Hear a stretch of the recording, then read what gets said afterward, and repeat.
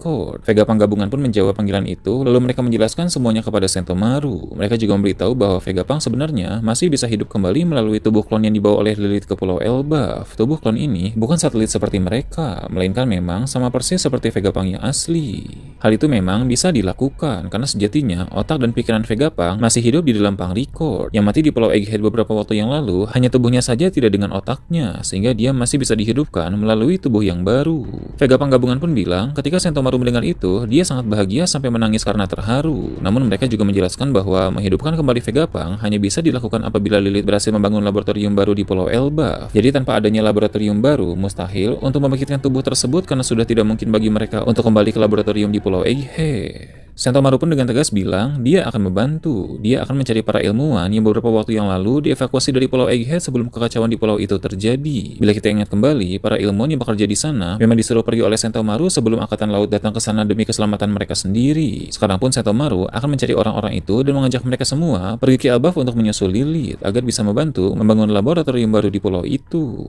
Lilith pun senang ketika Vegapunk gabungan menceritakan niat dan semangat dari Sentomaru itu. Kemudian mereka mulai membahas hal lain. Vegapunk gabungan mengatakan bahwa mereka mendapatkan informasi dari beberapa teman di luar sana bahwa rupanya pihak pemerintah dunia sedang melakukan pencarian intensif yang bukan lagi hanya mengandalkan marinir dan CP0 saja, tapi ada pula Ksatria Suci yang terlibat untuk memburu mereka. Alasan mengapa Ksatria Suci dilibatkan karena pihak pemerintah dunia harus merebut kembali Punk Record dan mereka juga harus memastikan bahwa semua klon atau satelit Vegapunk dihabisi, sehingga yang tersisa nanti hanya Vegapunk York saja yang kini bekerja di pemerintah dunia. Jadi untuk sementara waktu Vegapunk gabungan masih harus tinggal di Witeria karena di sana terbilang sangat aman. Lilith pun setuju bahwa sebaiknya Vegapunk gabungan tetap tinggal di sana terlebih dahulu. Dia meminta mereka untuk tetap berhati-hati.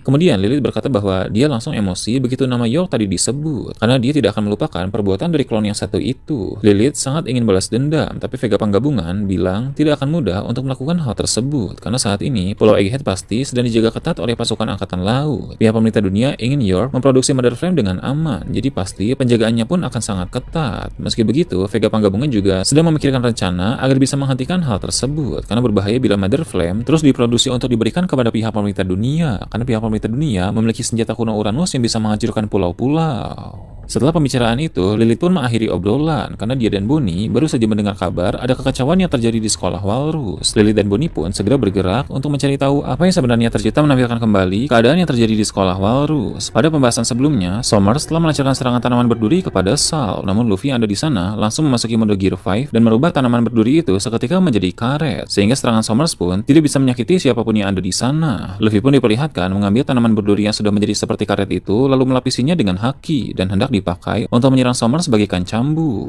Semua orang pun terkejut termasuk juga Somers. Gunko yang ada di sana juga bilang ternyata benar kekuatan Dewa Nika semengerikan ini. Gunko pun mencoba menyerang Luffy menggunakan kekuatan tanda panah miliknya. Namun Luffy lagi-lagi mengubah serangan tanda panah itu menjadi karet dan dipantulkan kembali ke arah Gunko. Kekuatan imajinasi Luffy ini bisa memanfaatkan kekuatan buah iblis orang lain. Seperti contoh tadi, tanaman berduri Somers bisa diubah menjadi cambuk oleh Luffy. Dan serangan tanda panah milik Gunko pun bisa dipantulkan menjadi serangan tanda panah balik. Elemen-elemen lain seperti api dan petir juga bisa dimanipulasi oleh Luffy dan digunakan sebagai serangan balik. Jadi bisa dibilang Luffy mampu menyerap semua kekuatan dari buah iblis lain. Para Ksatria Suci pun mulai panik melihat Luffy di sana, sehingga mereka mulai memanggil Gillingham untuk ikut datang membantu. Karena kekuatan Gillingham pun memiliki efek Tone Force seperti Luffy, hanya saja dengan perantara mimpi. Beralih ke tempat lain, Wano Kuni diperlihatkan. Di negeri para samurai itu, Momonosuke sedang membaca koran bersama para sarung pedang merah. Salah satu dari berita koran tersebut adalah tentang Luffy yang sedang berada di Pulau Elbaf. Momonosuke pun bilang Elbaf juga merupakan salah satu negeri yang dikunjungi oleh bajak laut Roger pada masa lalu. Mengapa dia tahu? Karena dia telah membaca jurnal Oden yang berisi catatan perjalanan bersama dengan Roger. Menurut Momonosuke, ayahnya itu menulis bahwa Elbaf merupakan negeri yang luar biasa, di mana segala sesuatunya terlihat sangat besar. Ada beragam keindahan alam dan kebudayaan yang menarik di pulau itu. Namun di balik itu juga ada sebuah misteri dan rahasia yang mengerikan. Kinemon dan para sarung pedang merah lain pun penasaran misteri dan rahasia apa yang dimaksud oleh Momonosuke. Tapi sebelum Momonosuke menjawabnya, tiba-tiba datang seorang bawahan yang melaporkan bahwa ada kapal asing yang memasuki wilayah Wano Kuni. Mereka pun segera bergerak untuk mengecek siapa yang datang ke negeri mereka itu. Soal misteri yang ingin Momo sebutkan tadi, mungkin ada kaitannya dengan kata-kata Louis Arnold dalam beberapa chapter yang lalu, yang mana Louis Arnold pernah menulis di bukunya untuk jangan berlama-lama tinggal di Pulau Elbaf.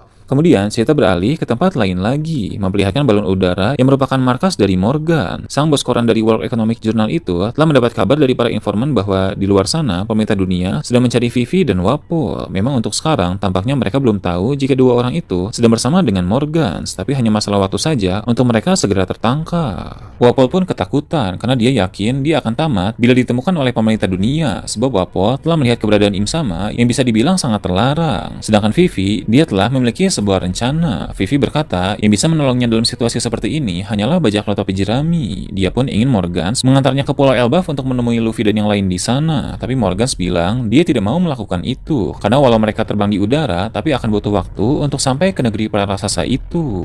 Namun Wapol memohon agar Morgans mau melakukannya. Sebenarnya Wapol memohon itu bukan demi Vivi, melainkan demi dirinya sendiri. Dia juga mau mendapatkan perlindungan dari sang Yonko Luffy, karena dia akan bilang bahwa sekarang dia adalah sekutu Luffy.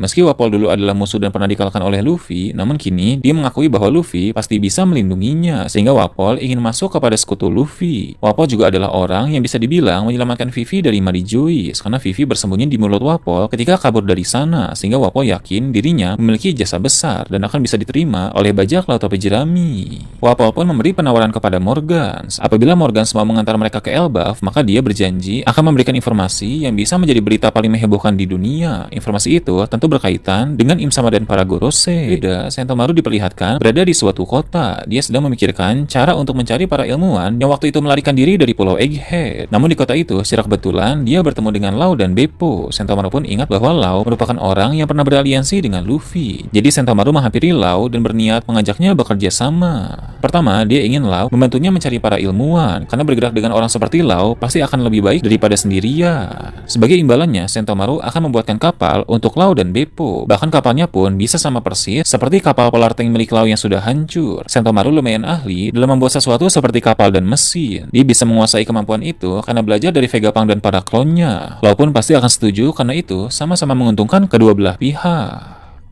Kemudian cerita berpindah memperlihatkan ruangan otoritas yang ada di Mary Joyce. Di sana Gorosenus Juro, Warkuri, dan Jupiter sedang berdiri di atas lingkaran sihir masing-masing. Mereka siap untuk bergerak karena baru-baru ini telah mendapatkan perintah dari Im Sama. Sedangkan Gorosei Mars tetap tinggal di Mary Joyce karena harus ada satu orang yang menjaga keadaan markas. Sedangkan untuk Garling, dia sudah bergerak lebih dulu untuk menghadapi pasukan revolusi. Jadi posisi 5 Gorosei saat ini sedang berpencar semua. Garling menghadapi pasukan revolusi, Mars menjaga di ruangan Mary Joyce, Nusjuro, Warkuri, dan Jupiter pergi ke tempat yang berbeda. Belum diketahui lokasi spesifik kemana mereka pergi. Namun yang jelas, para Gorosei